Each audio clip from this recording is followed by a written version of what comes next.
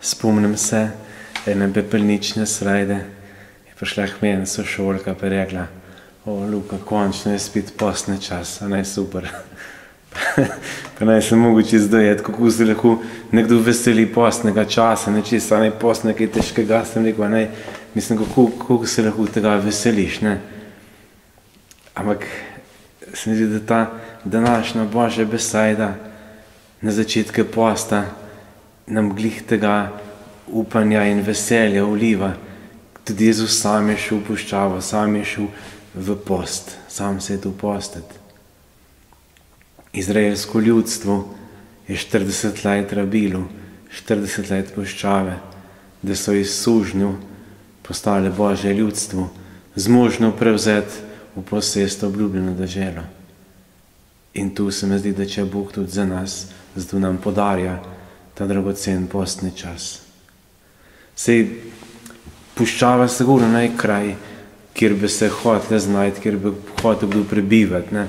Ampak je duh tiste, ki nas povabi v puščavo, ki se hoče z nami srečati ena na ena, ko puščave naj drugih moten.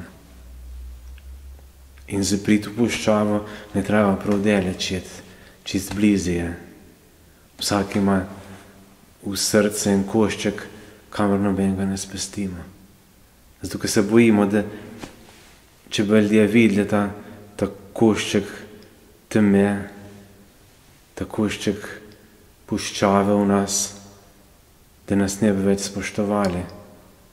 Če bi nas videli, kakšne smo v resnici, se bojimo, da nas ne bi več radi jemali.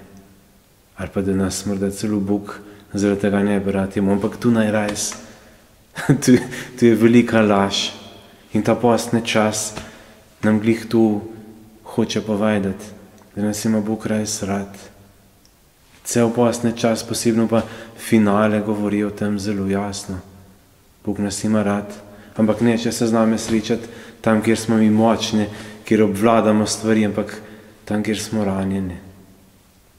Je res puščava grozna stvar, ampak tako potrebna in dragocena. Zato vas povabim, da se v tem postnem času ne bojite odprt srca Boga tudi tam, kjer smo ranjeni. Da ga povabite v svoje srce. Veste, je bistvena razlika, ali se v puščavi znajdete, ali pa se kaj odpravite.